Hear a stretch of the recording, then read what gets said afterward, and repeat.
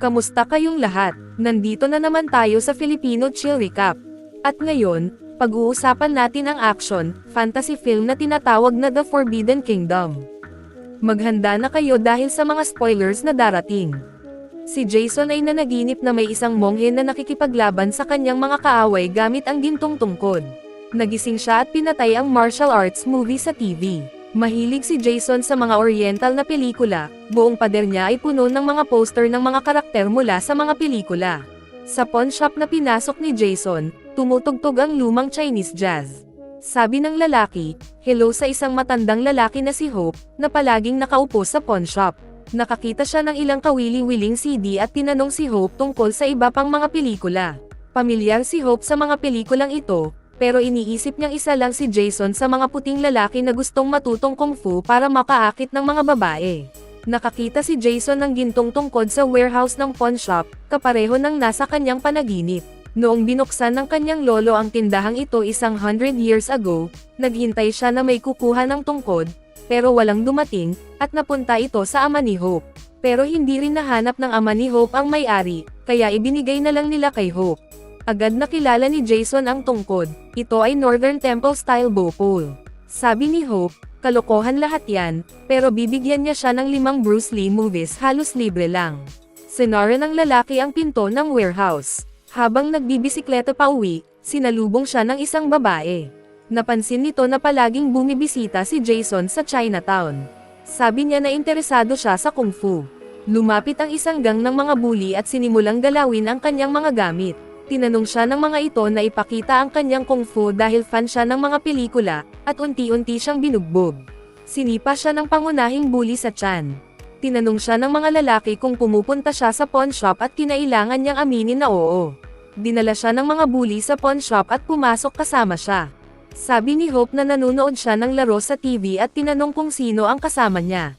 Friends. Pumasok ang mga hooligan sa loob at itinutulak ang matanda. Tinatanong kung nasaan ang kanyang pera, pero walang sinasabi ang matanda. Pinanood ito ni Jason na may luha sa kanyang mga mata. Sinubukan ni Hope na ipagtanggol ang sarili at tinamaan ang isa sa mga hooligan sa ulo gamit ang tungkod.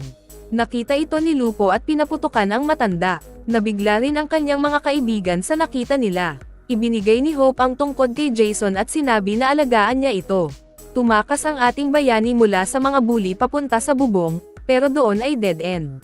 Itinutok ni Lupo ang baril sa kanya, pero ang mahiwagang kapangyarihan ng tungkod ay nagtulak kay Jason pababa sa bubong at nagising siya sa isang cabin sa bundok. Nakaibang-ibang damit siya, pero ano ba talaga ang ginagawa niya dito? Pumasok ang masasamang tao na may armor sa nayon at pinapatay ang mga sibilyan. Pinanood ni Jason ang pangyayari, nagtatago sa likod ng damuhan, pero natuklasan siya at hinabol sa kabayo. Hindi kalayuan, may lasing na dawas na si Luyan, na ang estilo ay nagpapaalala sa kilalang Drunken Master style. Isang lasing na lalaki na tinalo ang mga armadong tao gamit lamang ang kanyang mga kamao.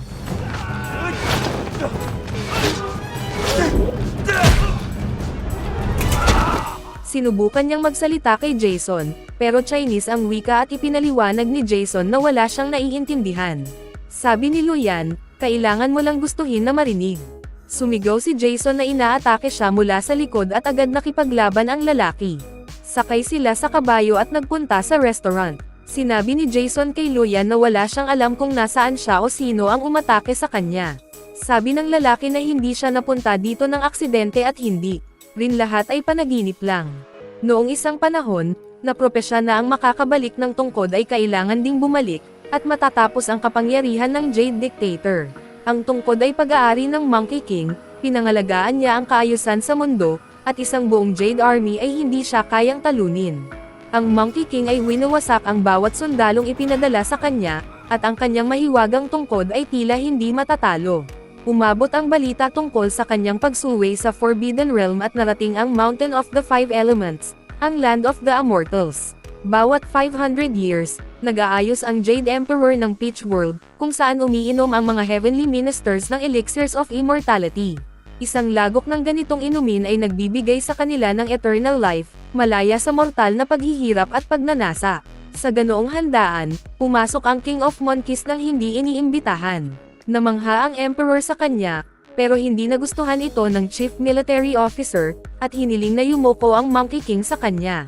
Sabi ng Emperor, bastos ang King at dapat bigyan ng ranggo at pakawalan na lang. Ngunit hindi nakinig ang Warlord sa Emperor at hinarap ang Monkey King sa isang duel upang makita kung sino ang mas mahusay. Nagkaroon sila ng laban. King laban sa Warlord, Staff laban sa Steel. Mas tuso ang Monkey King, tinawag niya ang kanyang clone habang siya mismo ay nanonood, tawang-tawa. Pinigilan niya ang lahat ng atake mula sa Warlord, at kinuha ang lahat ng mga sibat at itinuro laban sa Warlord, pero napigil niya ang bawat isa at nagpadala pa ng isang palakol patungo sa Warlord. Napagtanto ng huli na hindi niya matatalo ang King at nagpasya siyang linlangan ito. Sabi niya, walang magagawa ang King kung wala ang tungkod, at inimbitahan siyang lumaban ng walang armas. Pagkawala ng tungkod, nagsimula ang Warlord na gumamit ng mahika. Napagtanto ng King na niloko siya at itinapon niya ang tungkod sa Middle Kingdom. Ginawa ito ng Warlord na estatwa. Mula noon, naghihintay ang Monkey King na maibalik sa kanya ang tungkod. Na-prison siya ng 500 years. Sabi ni Jason na gusto niyang umuwi, pero sinabi ni Luyan na kailangan niyang ibalik ang tungkod sa Mountain of Five Elements. Dumating ang mga Jade Soldiers sa restaurant at sinubukang kunin ang tungkod, pero ibinigay ito ni Jason kay Luyan. Habang nangyayari ito, pinapanood sila ng isang babaeng tumutugtog ng musika. Nagkaroon ng labanan kung saan palaging inililigtas ni Luyan si Jason, pero pagkatapos ibinigay niya ang tungkod at sinabi na ipagtanggol niya ang sarili. Kaya ang lalaki mismo ay nakipaglaban gamit ang kanyang mga kamao. Drunken Fist ay patuloy na lumalaban sa kanyang mga kaaway gaya ng dati. Marami pang Jade Fighters ang pumasok sa restaurant, at nagpa siya ang grupo na tumakas.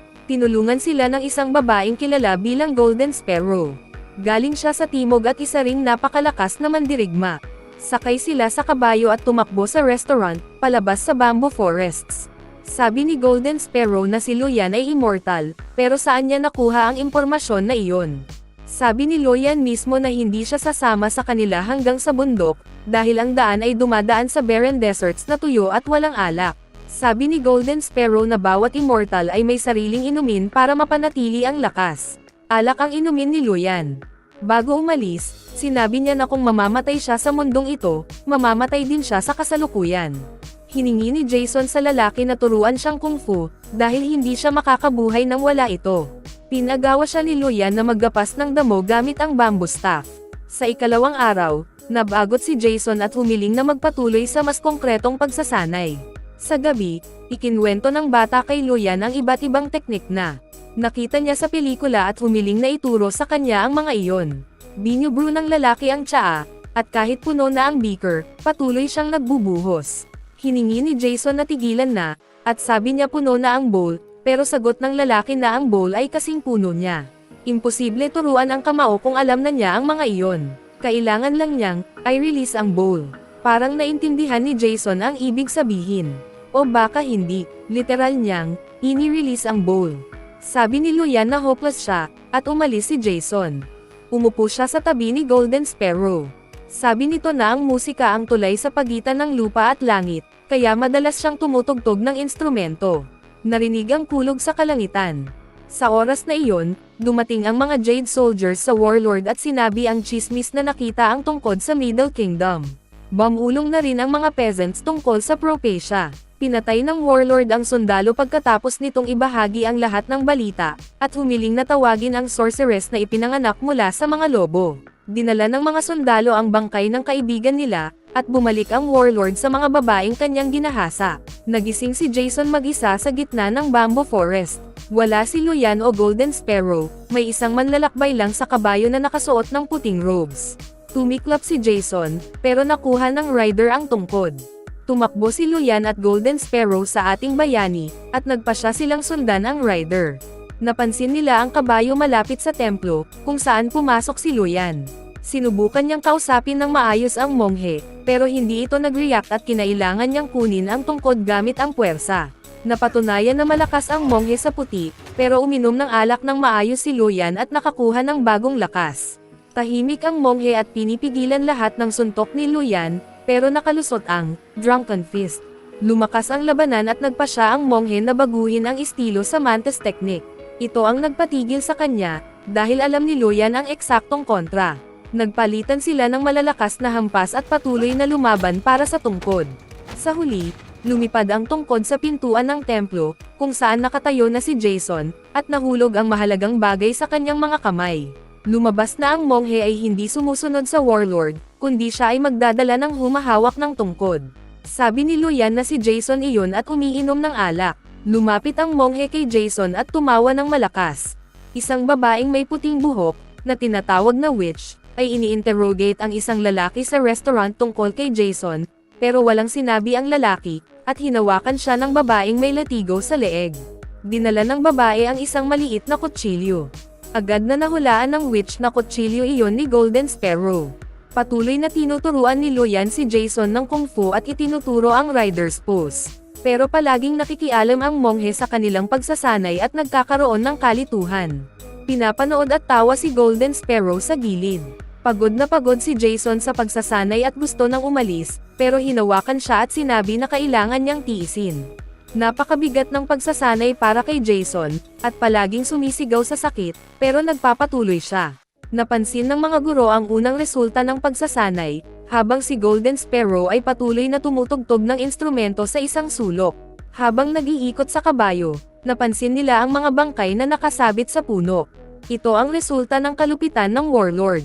Sabi ni Golden Sparrow na kailangan patayin ang warlord at walang kapatawaran para sa kanya. Sabi ng monghe na bata pa siya at kailangan bumalik sa kanyang mga magulang, pero sabi ni Sparrow na ang kanyang ama ay isang opisyal na lumaban sa warlord. Para parusahan siya, ipinadala ng warlord ang kanyang tropa. Sinunog ang nayon at pinatay ang lahat ng naninirahan. Bago mamatay sa pana ng warlord, itinago ng ina ang bata sa isang balon. Balak niyang patayin ang warlord gamit ang Jade Dagger, pero binalaan ng monghe ang bata na ang paghihiganti ay babalik sa maghihiganti. Patuloy na hinahabol ng witch ang ating bayani at narating ang parehong disyerto kung saan dumating si Jason. Sa disyerto, muntik siyang mahulog sa isang sand mountain, pero tinulungan siya ni Golden Sparrow at ibinigay niya sa kanya ang nahulog na Jade Dagger. May nagliliyab na damdamin sa pagitan nila. Natatakot si Luyan na baka dalhin sila ng monghe sa maling direksyon. Lumapit si Jason sa monghe at sinabi na kahit tawirin nila ang disyerto, lalaban sila sa Jade Army. Naniniwala ba siya rito? Sabi ng monghe na ang kailangan lang ay tandaan na huminga, na ang ibig sabihin ay huwag mawalan ng kontrol. Habang naglalakbay sa disyerto, sabi ni Luyan na kung hindi sila makakahanap ng tubig, mamamatay sila. Nagulat si Golden Sparrow, paano hindi niya kayang pabuhayin ang ulan. Umupo si Luyan sa kanyang mga tuhod at inilabas ang isang scroll na may brush, na binasa niya ng kanyang laway. Habang sinusulat niya ang mga hieroglyphics, akala niya nagsisimula ng umulan. Pero ang monghe pala ang umiihi pababa sa bundok. Sumigaw si Luyan na ito ay isang insulto sa pangalan ng Buddha, at sumigaw ang monghe na pinapante niya sila sa bundok na nakikita sa malayo. Nagpapatuloy ang kanilang pagsasanay kay Jason, at nagsimulang ma-master niya ang kung fu, mahusay na hawak ang training cane. Pagkatapos ng isang session, umupo siya kasama si Golden Sparrow, na tumutugtog ng musika. Napansin nito ang magagandang ulap at nakakita ng pagkakatulad sa mga hayop sa mga ito. Napansin din ni Jason ang isang pamilyar na anyo sa ulap. Upo sila ng magkatabi at nagkatinginan. Tinanong siya ni Golden Sparrow na ikwento ang tungkol sa kanyang sarili at pamilya. May ina siya. Tinanong ni Sparrow kung nasaan ang kanyang ama. Sabi ni Jason na hindi niya ito nakikita. Tinanong ng babae kung gusto niyang makita ang kanyang ama. Sabi ni Jason na kung tapat siya, sasabihin niya na gusto niya, pero sinasabi niyang ayaw niya. Naputol ang kanilang usapan ng witch, na biglang lumitaw. Sinubukan ng witch na hingin kay Jason ang tungkod, pangako na ibabalik siya sa bahay, pero tumanggi ang ating bayani. Sabi niya na lahat sila ay mga hanggal na sumuporta sa isang hanggal. Halos nakaw ng witch ang tungkod mula sa kamay ni Jason, pero iniligtas siya ng monghe. Iniutos ng witch ang kanyang mga tauhan na patayin ang bayani. Nagkaroon ng labanan, na kanilang napanalunan, pero nang dumating ang malaking puwersa, tumakas sila sa kabayo sa pamamagitan ng sukore bushes. Kumuha ang witch ng bow at isang arrow lamang. Ipinaputok niya ito patungo kay Jason. Hindi maganda ang pakiramdam ni Luyan at nahulog siya sa kabayo. Lumabas na tinamaan siya ng arrow sa likod. Nasa isang lugar sila kung saan hindi inaasahan ang makakita ng alak na kailangan ni Luyan upang mabuhay. May dumaan na monghe, at nagpasya silang humingi ng tulong sa kanya. Sabi ng matanda na masyadong malalim ang sugat at hindi na magagamot, pero sabi ni Jason na isa siya sa 8 immortals at ang life elixir niya ay alak. Pinadala nila ang monghe para kunin ang alak. Kinuwento ni Luyan ang kanyang buhay noong edad ni Jason. Sanay siya sa kung fu hanggang inimbitahan siya sa isang test ng Immortal Scholars. Bagsak siya, na nangangahulugang kwento lamang ang immortality. Kailangang ikailan ng immortals ang kanilang damdamin at pag-ibig upang hindi masaktan ang kanilang puso, pero si Luyan, sa kabilang banda, ay tumulong sa mga tao dahil mahal niya sila. Sabi ng sage mula sa templo na may isang inumin lamang upang makamit ang immortality, ito ay nasa Jade Palace. Kailangan nilang pumunta doon upang iligtas si Luyan. Sabi ng monghe na sa loob ng 2 days ay mawawala ang buwan at magbubukas ang isang nakatagong daan patungo sa Jade Palace. Isang gabi, nakita ni Jason si Golden Sparrow malapit sa bintana. Sabi niya na lumaki at lumakas na si Jason. Pumunta ang monghe kay Luyan at napansin na nakahiga siya ng mag-isa. Walang tungkod. Nagpunta si Jason ng mag-isa sa Jade Palace. Sa entrance ng palace, umatras ang mga gwardya at pinasok si Jason. Sa dulo, naghihintay ang witch, na nagpasya na ginawa na niya ang kanyang desisyon at ibibigay ang tungkod. Pumunta siya sa warlord at talagang gusto niyang ibigay ang tungkod upang makakuha ng gamot para iligtas si Luyan.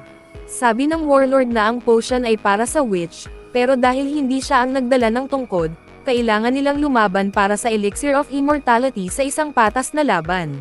Naggalap ang monghe at Golden Sparrow patungo sa templo ng buong lakas. Sinimulan ni Jason ang duel laban sa witch, pero sobra ang lakas ng kalaban at paulit-ulit siyang pinabagsak sa sahig ng kanyang malalakas na hampas. Ginasgasan ang kanyang pisngi at sinakal gamit ang latigo. Sa huli, nakulong siya ng latigo, pero nakarating siya sa kanyang tungkod at nakalaban pabalik sa sorceress. Ipinamahagi siya sa mga pader, at nang mapunta sa sahig, inatake siya gamit ang buhok, na naibalik ang tungkod sa kamay ng warlord. Natalo si Jason at natatawa ang warlord, hindi makapaniwala na inisip niyang may tsansa siyang manalo. Kinuha ng witch ang immortality potion habang muntik nang maputol ang ulo ni Jason, pero dumating ang monghe at Golden Sparrow sa templo sa tamang oras. Nakipaglaban ang monghe sa mga gwardya, nakipaglaban si Sparrow sa witch, at nag-conjure ang warlord ng isang bagay. Malapit na niyang sunugin ang tungkod, pero iniligtas ng monghe ang relic at nagsimula ng labanan laban sa immortal. Binugbog ni Golden Sparrow ang witch habang nakikipaglaban si Jason sa mga gwardya. Dumating ang mga monghe upang tulungan siya habang lihim na kinuha ni Jason ang immortality potion. Sinubukan ng witch na pigilan siya, at ang bote ay lumipad direkta sa maliit na nun, na ibinigay sa isa pa, na muling ipinasa hanggang sa dumating sa kamay ni Luyan. Ininom niya ang potion sa ilang lagok at agad tumayo, pinalipad ang mga gwardya sa kanyang daraanan. Samantala, nakikipaglaban ang monghe sa warlord, na tinamaan siya gamit ang dagger sa balikat. Naging pula ang kanyang puting kimono. Nakikipaglaban si Luyan sa witch sa balcony habang ang monghe ay nakikipaglaban sa warlord, na matinding nasaktan ang pobre monghe. Ibinato niya ang tungkod kay Jason at sinabihan siyang tamaan ang Monkey King statue, isinakripisyo ang sarili para makalapit sa statue. Pagkatama ni Jason sa Monkey King statue, napuno ang paligid ng dilaw na kidlat ng enerhiya na nagpabagsak sa lahat sa sahig, at sandali lang, ang Monkey King mismo ay nakatayo sa halip ng statue. Ngumiti ang sugatang monghe sa Monkey King at nawala. Lumabas na ang lahat ng oras na iyon ay clone lamang ng Monkey King, ginawa mula sa kanyang buhok, tulad ng iba pa. Napakatalino ng hari, ngunit ngayon na narito siya, naligay sa alanganin ang warlord. Sa isang hampas lamang, itinapon siya ng hari sa likod ng hall. Ibinato ni Luyan ang witch mula sa palace balcony, pero binalot siya ng buhok nito at umakyat muli. Inilabas ni Luyan ang isang dagger at pinuputol ang buhok niya. Palm sa witch. Malapit nang patayin ni Golden Sparrow ang warlord at itinapon ang jade dagger sa kanya, pero na-reflect ng warlord ang dagger gamit ang kanyang mahika at itinapon si Sparrow sa sahig. Halos hindi siya makahinga at inilagay ang jade dagger sa kamay ni Jason. Hinarap niya ang warlord na lumilipad patungo sa kanya at tinusok ang dagger sa kanyang dibdib. Nahulog ang warlord sa lava na nilikha niya.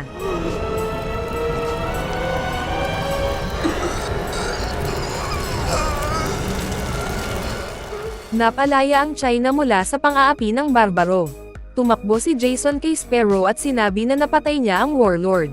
Sabi nito, nagpapasalamat siya kay Jason at pumikit. Hindi nakapaghaplos o nakamkyas ang ating bayani.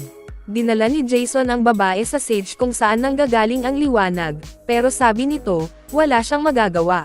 Pinili na ng babae ang sariling kapalaran, at wala siyang kapangyarihan. Sabi ng sage na may isang hiling si Jason na kayang tuparin. Sabi ng ating bayani na gusto niyang umuwi. Sabi ni Luyan na ang guro at estudyante ay magkasama ang buhay hanggang sa humiwalay ang kanilang landas. Nangako si Jason na hindi niya makakalimutan si Luyan. Sabi ni Luyan, iyon ang tunay na immortalidad. Nagpasalamat ang Monkey King kay Jason sa pagpapalaya sa kanya at ngayon hinihiling na palayain niya rin ang sarili. Pumunta siya sa gate at tumingin sa lahat. Huminga ang matalinong lalaki sa kanya, at lumipad ang ating bayani sa mga ulap sa kanyang sariling oras. Nagising siya sa kalsada, may mga gasgas sa katawan. Umaakyat ang mga bully sa bakod at sinimulang bugbugin siya. Hindi nakipaglaban si Jason at nanatiling tahimik.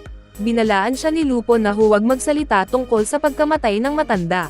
Tumingin si Jason sa kanyang kalaban at napuno ng determinasyon. Tumayo siya at huminga ng malalim.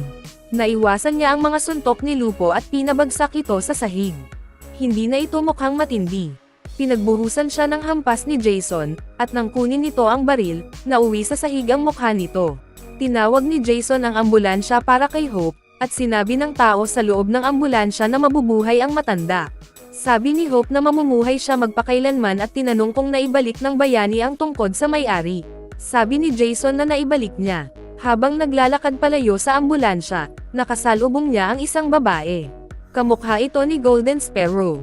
Sabi ng babae, "See you later," at umaasa si Jason na makikita niya ito bago umalis ang ambulansya.